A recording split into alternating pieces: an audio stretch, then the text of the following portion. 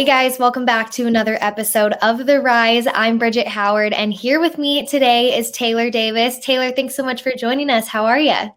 I am great. Thank you so much for having me on today. This is awesome that you're doing this. Absolutely. Well, you've got to be loving life right now. Your Royals are in first place in the AL Central. I mean, you're in a new city. How are things going for you?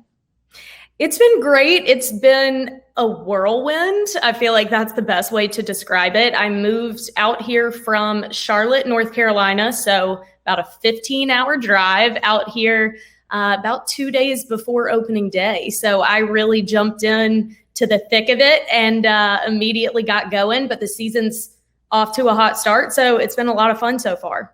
Still trying to catch your breath a little bit. And we'll talk more about the Royals and this gig that you just got here in a little bit. But let's go back, ask the most simple question. How did you get into broadcasting? Did you always know that it was the path you wanted to pursue?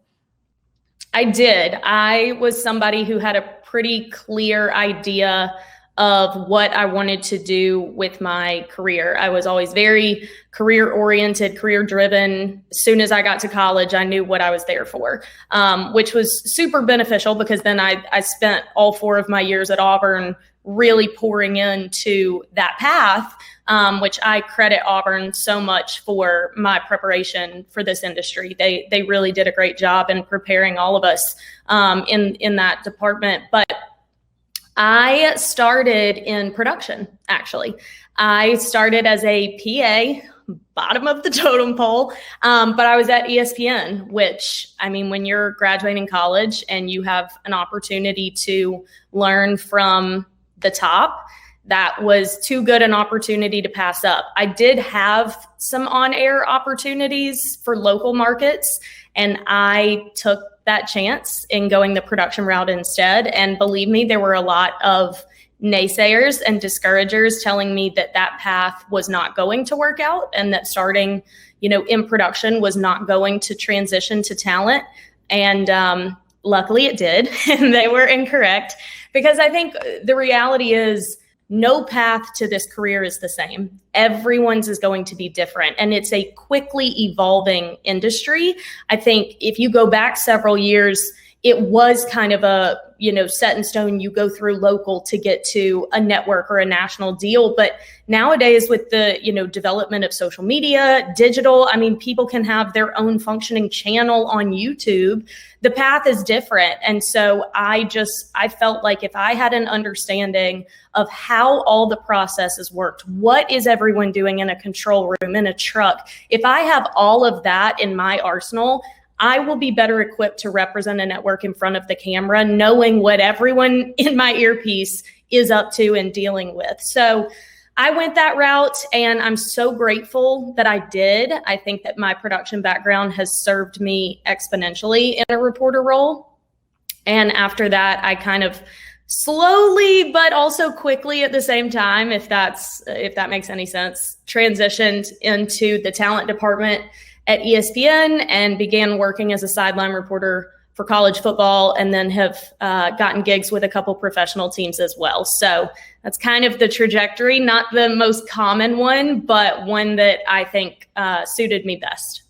Well, and the thing that we say the most on this podcast is it's like, everyone has their own path. That's why I have this podcast, right? To show people that there is no one right path in this industry. And I do think it is interesting, though, like going from the production side of things, what were some of the things that have stood out the most to you, like that have helped you having gone on that path, and then seeing like how it's helped you in front of the camera, because you pick up little things, like you said, like understanding everything that's going on in your ear. Like if a random fan were to just put your IFB in and listen, they would be like shocked. How do you do this? Like you're speaking and you're listening to all these things. Like I have no idea what's going on. So like what has stuck with you the most from your time being in production that has helped you the most being on air?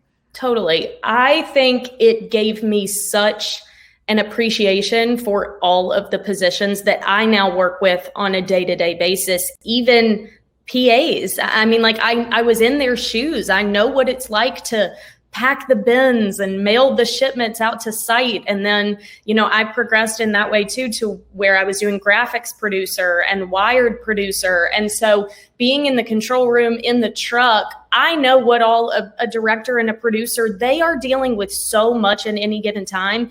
If I'm out on the field as a reporter trying to get my producer's attention on talkback and he or she is not responding, I know why, and I can have empathy and patience and know how to integrate myself in the right way as to not disrupt the flow of the truck, which is incredibly important. So I think it gave me a better appreciation and understanding for everyone else's role, and truly understanding that you need every single part of that crew to make a successful broadcast. It is not just about who's in front of the camera. The people behind the scenes are arguably doing more. So I think that was super beneficial for me in the way that I go about my reporting now, to kind of conduct it with a patience and an understanding of what everyone else is dealing with.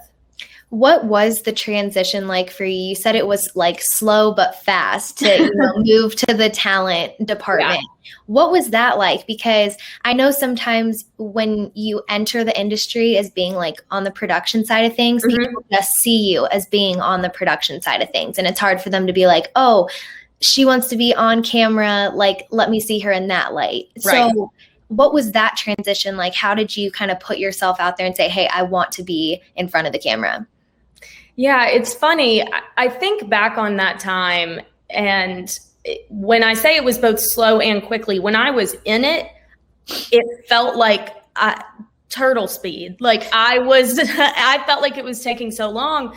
But here I am with, the resume that I've been so blessed to build at 28 years old. And so I'm also aware and realistic enough to know that this has progressed quickly, for all intensive purposes. But when you're in it, you feel like you're just watching the hourglass empty. You know what I mean? Mm-hmm. But it was challenging. That's the thing. Like it did work for me, but I would caution people on the path just to prepare yourself for the challenges that are going to come, because like you said, a lot of people are not supportive of that path. I think a lot of people at ESPN, for example, had a reluctancy about it because they didn't want to establish that precedent that, hey, come in here as a PA and you're going to work your way to reporter. They didn't want that to be established as the norm. But I think this isn't a one-size-fits-all industry. I think everyone's skill set and ability and when you're ready, that's different for every person. So to me, I didn't think it was, a necessary 1, 2, 3 step. I felt like this path is going to form based on where I am and what I'm capable of. And so eventually people loosened up a bit. I kind of began doing digital content, Facebook content, along with my production responsibilities. And they were pretty happy with that. So they started sending me out on a few assignments, the College World Series, Women's College World Series, things like that, to do different digital content. And eventually it came to a crossroads where I had to choose. And they said, okay, if you want to be talent, you have to get out of production. We can't have you doing the operations of both departments. So that was leap of faith number 87 in my career that I took, and I left, the comfort of a full-time benefits production job with ESPN in hopes that they were going to stick with their word and, use me in a reporter role. And thank God they did, and it worked out for me. But people should definitely know that you will receive some hesitancy from people if you pursue a path that includes multiple departments, because it's not the norm. But just because something isn't the norm doesn't mean it's not right for you. So when you transitioned from the production side to the talent side of things, was that when you started doing freelancing? Because you said it wasn't a full-time gig. Because freelancing is an interesting topic that I love to ask everyone about. Yeah. Because like, what do you think was the key for you in being successful at freelancing? Because it is, like you said, like a leap of faith to do something like that. It absolutely was and still is when you're in this industry and you're kind of, even if you get to a point where you're seasonal and you have a contract for a portion of time and then you jump to a different one for the next 6 months, like it's not the most steady. And so it can be disheartening. For me, my faith has been my backbone through all of this. And I've just kind of relied and trusted in that. But even at that point, when I dove headfirst out of production and into talent, it was just a matter of being open to possibilities. I felt like they had, made it very clear to me that if I remained in production, I was keeping myself from opportunities. And as soon as I heard that, to me, it was a no-brainer because of how much drive and passion I had for this industry. So it actually worked well, especially being based in Charlotte. I actually was able to kind of get a lot of other opportunities and different gigs popped up. But look, you're going to go through slow times as well. There's going to be periods of the year where you're looking around going, what have I done? Like, did I get out of a full-time situation and was it irresponsible? But then it picks up again. Just have that faith and believe that like you're on the path that you are meant to be on. If you're putting in the work and you're going about your business the right way, the opportunities are going to come. You just kind of have to know who you are, know what you're chasing, and have that as your foundation when you go through the slow time, because they're inevitable. But they're also, I would say there's benefits to those periods as well. Oh, I absolutely would agree with that. I think like the slow times, if anything, kind of show you if you're made for this industry or if you're not, or if it's really something that you want to pursue or not, and I think, you never want to go through it, but you will go through it. And it's just like, if you don't, then you're kind of just like, I don't know, for me, like when I graduated, like I had that period of time and it really just reinforced how much I wanted to be in this industry. So it is, I mean, slow times, they come with every job, right? Exactly. But they're just a little different and a little harder. Yeah. I feel like there are so many parallels in this industry and the athletes we cover. So I always, when have been in those periods, I say that I'm a free agent and I'm just waiting for that next team to call me. You know what I mean? So just, it ebbs and flows, but it kind of reinvigorates why you're doing this and kind of gives you that hunger again so that you avoid complacency.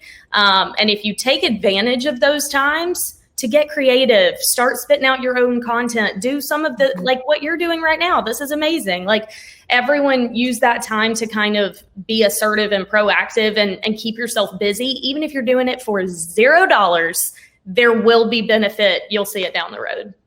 Well, you did a lot with SEC Network. And the thing I love about SEC Network from like an outside perspective is that it seems like there's so many different opportunities and gigs that you can get just from being in their kind of arsenal of people, right? Yeah. And I mean, you got to do gymnastics, media days for national championships and all these different things, and the College World Series. How do you think all of those helped you in becoming a versatile, reporter? Because you just got a baseball gig, but previously all you had done really was like football, know? So how do you think that helped you? Fantastic question, because I think the more versatility you can develop as a reporter, the more beneficial you are to potential employers, teams, networks. I was super fortunate, like you said, that the SEC was open to kind of sending me out as like an event correspondent, I guess. So I went out and did a lot of preseason shoots. Even if I wasn't on camera, I had, the opportunity to conduct the interviews, to write them, to script them, to conduct them, which was fantastic practice, if nothing else. And so I was able to do that for a variety of sports and then cover a bunch of events, and not just the X's and O's, the player interviews, but fan experiences, which helped me develop kind of improv skills and more personality driven pieces, things like that. And my time with SEC is so precious to me because I think it's where I grew the most. And I still work for SEC Network on college football. And obviously it's my home, having gone to Auburn, I understand it, but it allowed me to develop that wide range of skill sets. And then when I got into professional sports teams is when I started doing studio hosting, live social media hosting, things like that. So, it kind of added to what was already established at ESPN. But I think if you're lucky enough to get with a company, a station, a network that is allowing you to kind of spread those wings and do more than just sideline, take advantage of it, because the more skills and the more experience you have on a wide range of topics and events, the more, kind of pull you're going to have moving forward in bigger opportunities. Well, and it can be intimidating, right? Like to have someone have so much faith. Like it's great for someone to have so much faith in you, right? But it can be intimidating for them to be like, hey, you're going to go cover this and you've never done anything for it before, right? And like gymnastics. Mm-hmm. How was that? Like, how did you prepare for that? I kind of talked about it with Adam Amin a couple weeks ago, and how he goes about preparing for events that he doesn't really know much about or doesn't cover on a, weekly, monthly basis. So I guess gymnastics specifically, but you can elaborate on it. What does preparation look like for you when you go to these events that you're not necessarily covering all the time? Totally. I have always been somebody that is, I do a lot of prep. Sometimes I over prep, you know what I mean? Like I believe in research and digging and studying. I tell people all the time ahead of my games, like, sorry, I've got to study. Like it sounds like I'm back in school, but that work is the most important thing you will do. That research is more important than what you put on camera, because if you're doing accurate research, what you put on camera is going to be a direct product of that, and it's going to succeed. So ahead of gymnastics content, it's funny, anyone that worked with me on gymnastics back then, they got to the point where they were like making fun of me because I walked around with a binder. Forget laptops. I wanted a binder. Okay. Just the hard stuff, the physical binder. Totally. Had a binder. I changed the cover sheet all the time. I had the schedule, every team's roster. I knew how to spell every athlete's name when we went to the preseason shoots. That way we didn't waste time. I knew how to spell it. We were good to go. Little things like that after a couple years on the sport, I was somebody, I don't want to sound braggadocious in any way, but I was a key piece of our gymnastics team because of how much I knew about it. And I wasn't a gymnast, but I became a student of the sport. And after becoming a student of the sport, I could accurately discuss the sport. And that is the case for any event or sport that you get thrown into. Do your due diligence in your research and the time that you put into it, because then you're going to give a good product. Anybody can Google things, you know what I mean? And recite a tweet. Take the time to really become a student of the sport as if you were that athlete and you could put yourself in their shoes and then execute according to everything that you've learned. Well, there's no harm in knowing too much, right? Totally. Like sometimes it can be overwhelming, not saying that it won't be overwhelming, but like you'd rather go into something knowing every little thing about every little player as opposed to going in and someone asking you a question or having a play-by-play guy talk about something and you're like, I don't know what you're talking about. You know? So totally. There's no harm in over preparing and prepping because you'll use it at some point, right? 100%. And I think we have so many resources now. We're so inundated with sports content, but that's great for us. Like even something as little as, if you are used to listening to podcasts when you drive or when you work out, start listening to podcasts about whatever you're going to be covering in the next couple of months. When I started interviewing with the Royals, all I started listening to was Royals podcasts. I didn't grow up a Royals fan, but little things like that to start kind of filling your mind and your thoughts with whatever you're about to start covering. It plants seeds, even in ways that you aren't. So many times I'll be talking about something and I'll just pull something out of midair and I'm like, did I know that? But it's because you just start putting in that effort to take in all the resources that are now available to us. Well, and especially too, like following the beat writers and following all the different like sports social media accounts. Like it's the little things that you don't maybe pay attention to as much that you'd be like, oh, this is really going to help me, or this is part of my research. But at this point, I feel like when I prep for games and stuff too, it's like that becomes a part of my prep. Like I start reading Twitter, I start, doing all these things, which I'm sure years ago wasn't a thing. Exactly. So it's constantly evolving, and you can really get information from anywhere nowadays. Right. Which is awesome. Good for us. It's great. So in 2019, you joined the Carolina Panthers as a studio and podcast host. So finding jobs like that are few and far between, right? Because a lot of times they're long tenured jobs that people hold for a while. So how did that position come about for you? I am so glad you asked, because this is actually something that I think is such a good representation of how you never know when something mundane and pointless that you feel like you're doing, pointless to your own standards, is the very thing that gets you somewhere down the road. That's exactly what happened. So it was during that period of time that I had left my production job and I was waiting. ESPN told me that by football season, I would be eligible to be a reporter. Well, that summer, obviously, I was twiddling my thumbs. And so there was actually a man in Charlotte who had started an all digital network. So he had his own equipment and he was just kind of starting something from the ground up and wanted to go cover Charlotte sporting events. And he was starting something brand new, so he couldn't pay me, obviously, but I just wanted reps. I didn't even do those things expecting to meet anybody. I just didn't want to get rusty during my time before football season. So I started covering random events with him for no money. And I would drive myself at times an hour and a half drive to go to some event. And I viewed it as an investment in myself, and you're going to have to do that at times. So I did several events with him, and one of them was training camp down in Spartanburg for the Panthers. And a friend of mine also was there, and he introduced me to someone who was over broadcasting at the Panthers. And it was just a very quick, hi, I'm so-and-so. I live in Charlotte. If you guys ever need anybody, let me know. Didn't hear from them. Obviously, I would touch base and reach out every now and then, and they were pretty set with what they were doing. And a year later, he reached out to me. I did not pursue it. It found me. And that happens so many times in this industry. I planted that seed a year and a half before, when I was busting tail doing work for free, trying to make something out of this industry.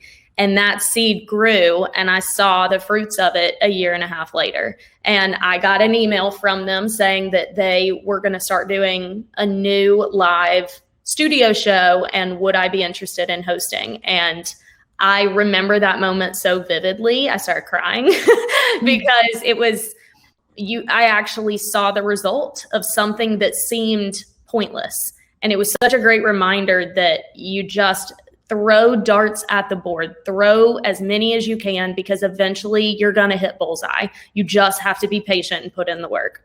I think that's such a great story to like hear as someone who like is in kind of your same position, but also like just to show like, sometimes you may not hear back from people that you want to hear back from, right? In the time that you need it. But, you never know what could come about from it. But totally.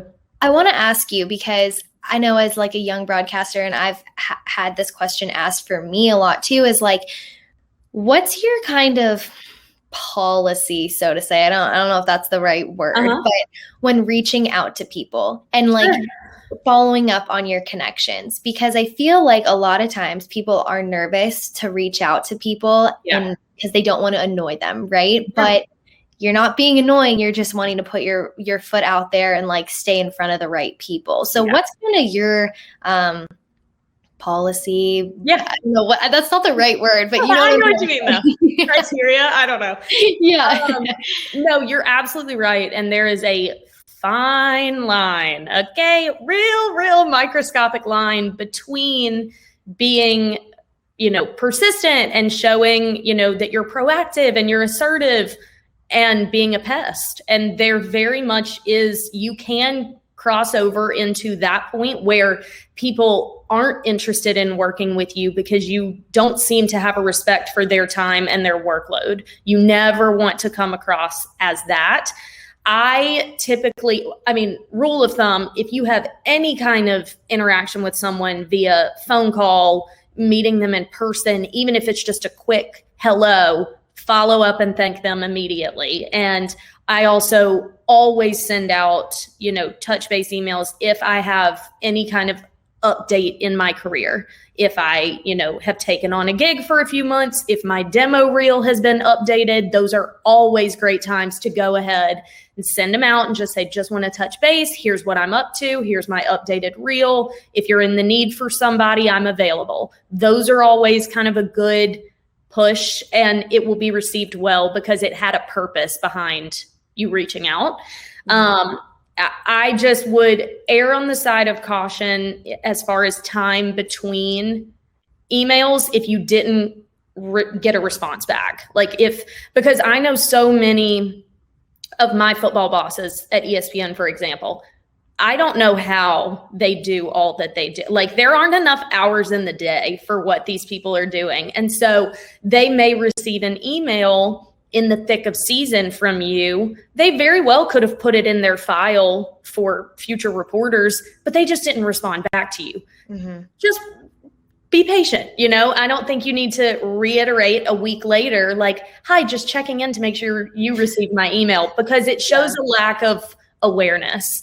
And if you're showcasing that in something as small as an email, it may create, hesitation in terms of how are you going to be in terms of workload if we employ them. So I think if there's a purpose to your reach out email, great. Otherwise, if it's somebody that kind of the inner workings of their job, for instance, if I needed to reach out to my football bosses, sending them an email at the end of football season, congratulating them on a successful season. Hope you get some time to recoup. And I would love to touch base when that time comes. Know their schedule, know their workload, don't overwhelm them, but be somebody that they can't forget about. Without being annoying, make sure you have your list of people that you are touching base with every now and then so that you don't get overlooked, because there is a revolving door in this industry and no one is going to sell you better than you. I think that's a really good point to make, because I know a lot of times, when you go through the interview process, you're kind of, I don't know, sometimes we don't like to talk about ourselves, right? And put ourselves out there in the way you're showcasing yourself. But you have to do that in this industry because there's so many people knocking on that same door. Yep. And as for the reach out emails and things like that, I think the biggest thing, and you said it, was just being aware. Because if you email someone, like you were talking about, in the middle of football season and you keep following up, they're going to be like, this girl doesn't understand what I'm going through right now. Stop emailing me. So just understand what other people are going through. Take the time that you're expecting them to look at you and take notice in you. Take notice in them and understand what they're going through and reciprocate what you're hoping to get from them. Yes, 100%. That's a great way to look at it. Let's take a moment to talk about Sage, our sponsor for Season 2 of The Rise. For many of us who are on air, finding pieces that are both stylish and affordable are sometimes hard to come by. This season, The Rise is sponsored by Sage, an online boutique that is dedicated to helping women find looks that help you accomplish your life goals while feeling confident and looking great. Use the code THERISE20 for 20% off your next purchase at shopsage.com, and make sure to follow @ShopSage on Instagram for updates on new arrivals and more. Well, we said we'd round back to it with the Royals, and you just moved to Kansas City not too long ago. Did. So first off, welcome to Kansas City. Happy to have you here. But what has taken on this new role been like for you?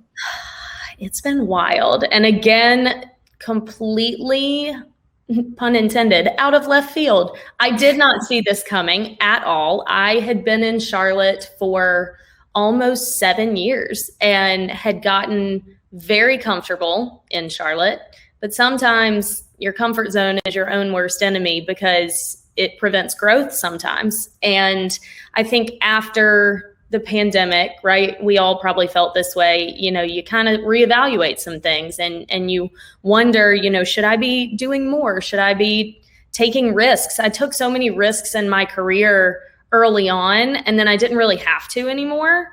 But I felt like there was more for me to do than what was in Charlotte. And I was also in a season of, flexibility. I didn't have, a husband and children to take into account. Like, it's just me. And so, those friendships and those working relationships that I have in Charlotte will always be there. And so this Royals gig actually was, such a quick opportunity, but it was so like tailored to me. Again, with the puns, what's up with me today? It just seemed like the writing was on the wall, that this was that next jump and leap of faith and, risk for me in my career. It initially was just an in-game host, which, those gigs are fantastic and there's certainly benefits too, but I can't say I would have uprooted my life and moved halfway across the country for just that. So after the interview, I was kind of, in that assumption when they called me back and said that, after speaking with me and learning about my background, they wanted to kind of restructure the position to become their team reporter, host. They've got a new studio that they're in the process of building that we're going to start doing studio content out of, kind of be the face on social media content, digital content, everything, with potential for broadcast work with Bally's. And so it included everything that I love to do, and where I've had to kind of get all of that in multiple, different companies and ways. This one team was telling me they want me to do all of it. And it was such a godsend and something that was so clearly the push to match kind of that curiosity that I had.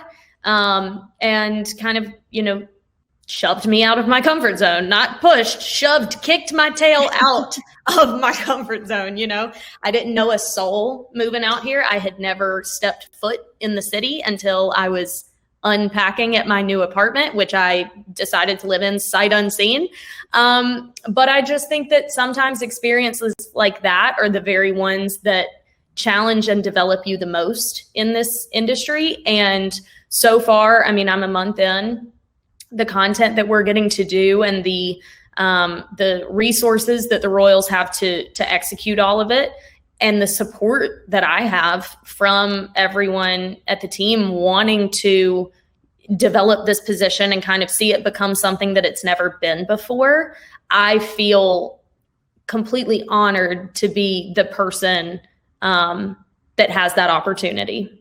What does your role look like on a day-to-day basis? Because you talk about how, it's a brand new one. There's not really any footsteps you have to follow in, right? Yeah. So how are you kind of making this position your own and introducing new ideas on a daily basis? Yeah. So literally my boss jokes with me because every time I ask to come talk to him, he's like, oh, here we go. Cause I've always got ideas, but it's because of my production background. It really is. I was used to, they always tell you when you're a PA to produce from your position. And that was ingrained in me fresh out of college that, if I got assigned to a producer for a game, I sent my own edit ideas and my own content ideas, and they didn't always take them, but sometimes they did. And it kind of got me in that routine of always thinking more and bigger and what else, and kind of have that thirst for creativity. And so I am constantly, trying to come up with ideas and looking for content ideas and how we can execute them, and, just bringing them to the social media team, the digital team, the broadcast team. As of now, the pregame show that we do used to not include any game content. It was more just what's happening around the ballpark. So opening day, I was like, hey, I'd like to talk about the game a little bit. You're like, hey, me here, Taylor, another idea. So yeah, I hit the ground running, let me tell you that. So now I do a game recap and a game preview that's called Taylor's Take. And it's supported by B-roll and graphics and, injury lists. And I essentially produce those as well. So I write the script, I send the video requests, time it out, basically the rundown for those two segments, which take a good bit of my time. And then we have been doing, we did like an Instagram Live with Whit Merrifield the other day, and we did a piece for Mother's Day yesterday with a breast cancer survivor here in Kansas City. So every day is different. I will tell you that. We're about to start doing feature pieces on each of the players. So like a 2-chair, 30 for 30 style, more serious, sophisticated sit-down interviews with all of these players and get to tell their stories in a really high-profile way. So there's so many moving pieces right now that no day is the same, especially when the team's here. I get calls all the time to be like, hey, can you come in and talk to the local media? Hey, can you come do the, and it's been crazy, but it shows growth for this position. And I'm very much involved in the development of it, which to me has been the most fun way to be a part of it. Well, and kind of like we talked about earlier, like things can be overwhelming, but it's so much more exciting. And it makes, I feel like it makes a role more fun when you're not doing the same stuff every day. Like, you're all over the place and it's time consuming and busy as heck, but like you get all these cool opportunities, things that, kind of like we talked about earlier, one position may just offer, those 30 for 30 type interviews and that's all you do in that role. But in this one, you're getting all these different opportunities and getting to like you said, watch this position grow. So I think that's really cool. Thank you. It's been fun so far. I wanted to ask you about, the in-stadium hosting side of things, because in-stadium hosting and sideline reporting are two like polar opposite things in my mind.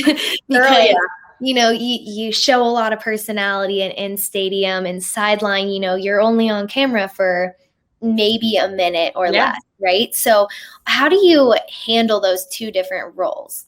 Totally. So I think that some of the digital projects that I did with SEC Network helped me kind of be able to, show that personality as well. But also podcasting helped me a lot in that way. I still host a podcast for the Panthers, and I have an Auburn football podcast as well. And those kind of taught me how to toe the line of still being a very knowledgeable sports broadcaster, which is, my number one responsibility, but also being able to showcase who I am and what my personal brand is. And sometimes when you're on sideline, that's not what you're there to do. And understandably so, I totally don't think that it should be that way, but I felt like that was an aspect of my career that I was lacking, because I do love to show my personality and be like, my favorite sideline reporter host ever is Sam Ponder.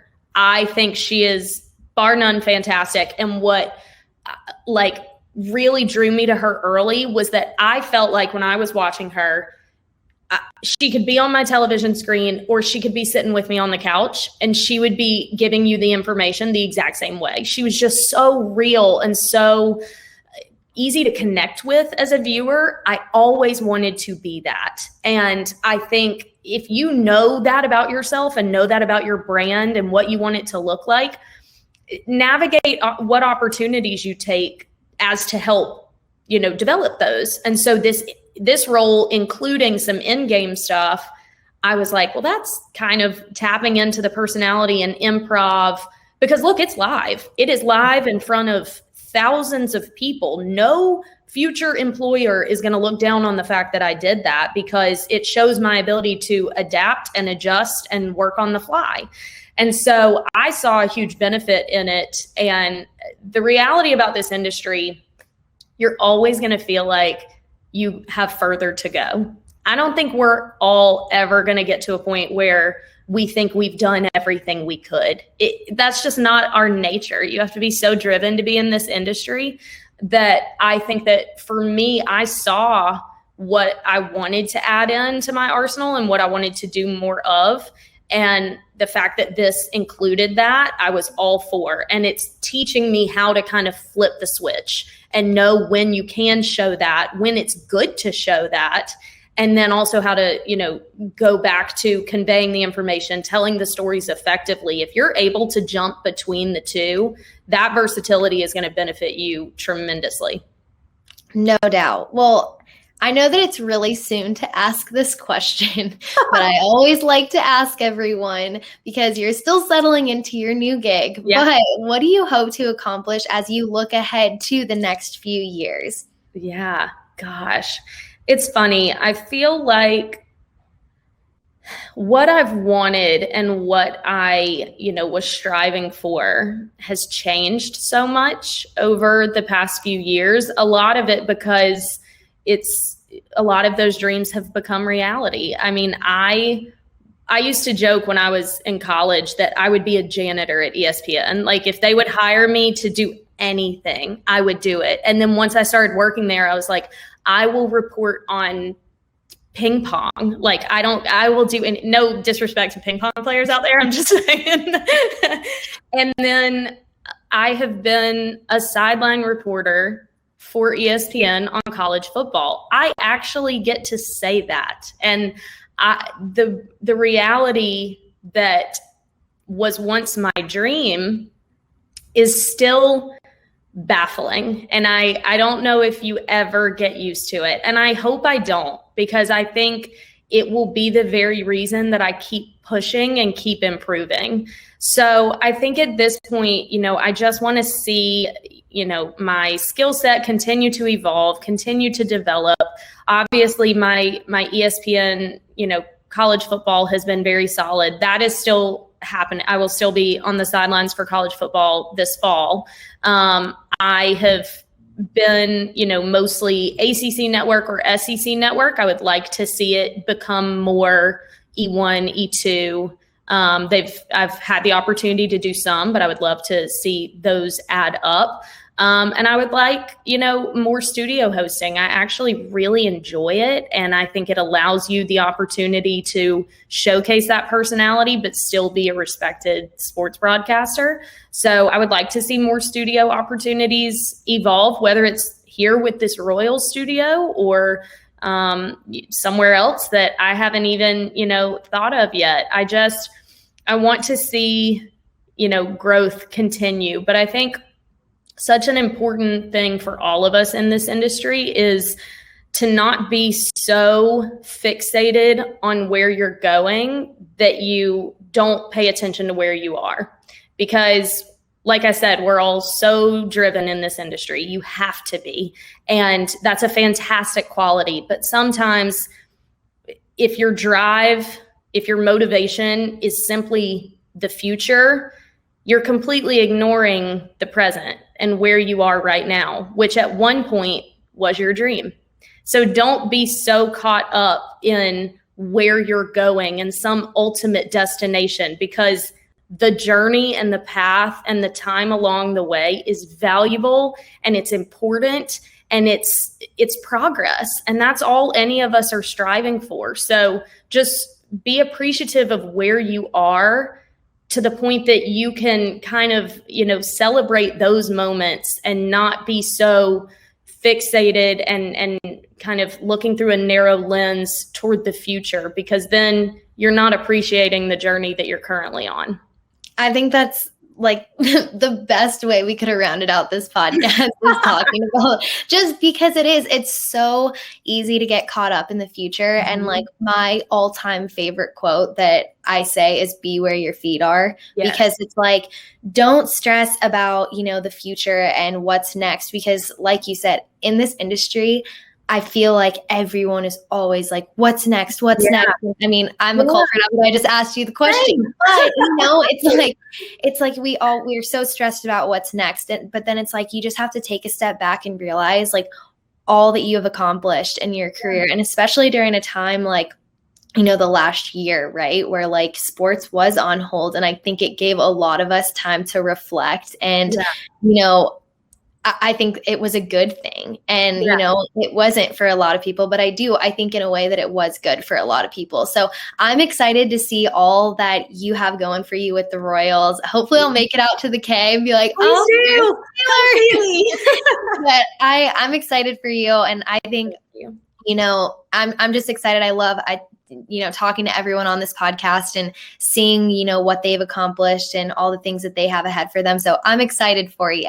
Thank you. So let's round out this podcast with quick hits. It is the last little segment, just a couple questions for you. So first question, what is your favorite book? Oh, my favorite, the Bible. Honestly, that's a mic drop on that answer. I joke all the time that the only thing I read are sports stats and the Word. There you go. You can't get much better than that. I have several devotional books that I go back through. Lisa Turkhurst is a favorite of mine. I think she has a book called Finding I Am that is one of my absolute favorites. But yeah, beyond that and sports stats, my mother's gonna be so disappointed. I don't read a whole lot. So. Question number 2. Before I ask this, you have got great style. And thank you. Yeah, you do. And sometimes it's hard to find, right? But when you see someone that's got good style, I gotta compliment you on it. So I am honored. What is your favorite place to shop for on-air clothes? Okay, favorite place to shop for on-air clothes. Ooh. Okay, so if I'm Sideline, I obviously have to be more casual. You're not wearing stilettos and jumpsuits. I love a good jumpsuit, let me just tell you. So Sideline, people are going to be like, what? I actually have a lot of success with Shein or Sheen, however, Shein. Mm-hmm. Here's the thing. I wear something once and I never wear it again. So I'm not trying to break the bank on that stuff. You know what I mean? So like that. It's easy to do. Very easy to do. So I'll just find like random, little tops and stuff like that on that place, but more, nice studio stuff. You can never go wrong with Banana Republic. You can never go wrong with H&M. And I actually find a lot of good stuff at Express. Yes, I will agree with that one. Express, I found a couple bodysuits and some like pants there and stuff, and they've got some good stuff. I'm telling you, they're stepping it up. And people, don't sleep on Shein. I feel like I just got so many judgy looks, but the amount of like DMs I get asking where something is from when I wear it from Shein, then I bust out some nice BCBG dress and no one wants to know where that's from. You're like, really? Okay, well, take note, everyone. Shein. That's the place where you need to go. All right, question number 3. What is the best part about game day? A Royals game day or any game day? Any game day. Oh gosh. Well, as a fan, I love like pregame festivities, the national anthem, the flyover at Auburn, seeing the Eagle fly, the band coming out, all of those moments that make the environment that you're in, the fandom that you're a part of, anything that is like a staple for that. Just chills every time. As a reporter, I love post-game interviews. Because with ESPN, we pretty much always get the winning coach and player post-game. So they're always on this high, they're excited, and you're the one who gets to bring that excitement to the fans at home. And I always love being a part of that moment. And pre-COVID, you run out onto the field and you're in the midst of all the chaos. And it's just kind of the culmination of everything that worked up to that game. And you get to be the one to convey the emotion and kind of experience it with them. So I love post-game interviews. Question number 4, what would we find you doing on an off day? Well, and I know that might be a little hard now because you haven't gone to KC that much. So I guess we can kind of frame it as like, what is something that you want to do in Kansas City on an off day that you haven't had the chance to yet? Totally. Yeah. I want to explore. I'm a big like, especially back in Charlotte. Charlotte has a great like food and like brewery scene. I love, especially right now in the summer, a good patio with like live music and good food. That's kind of my vibe. I love to be outside, especially when the weather's nice. My parents live back in Alabama and they live on a bunch of land. And every time I go there, I am just outside the entire time. Football and frisbee and kickball. Like, I love to be outside. So I've heard that there's a lot of good spots here. I've driven past some patios and stuff like that. So that's what I would like to do. Kind of, find those hidden gems, good food, music. That's kind of my vibe. We'll have to compile a list for you because there's some good places in Kansas City. Kansas City is underrated. It's becoming not so much underrated, but it is a great place. Last question for you. What is the most memorable interview that you've ever done? Holy moly, that is a fantastic question. I've had so many that really impressed me, but I feel like I have to go with Sarah Fuller this past season. I was the sideline reporter for the Vanderbilt, Missouri game when she was the first female to play in a Power 5 football game. She didn't kick a field goal in that one. She just kicked off to start the second half, but still, that game was huge. I mean, just the outlets that were covering that. And so I had her post-game interview, and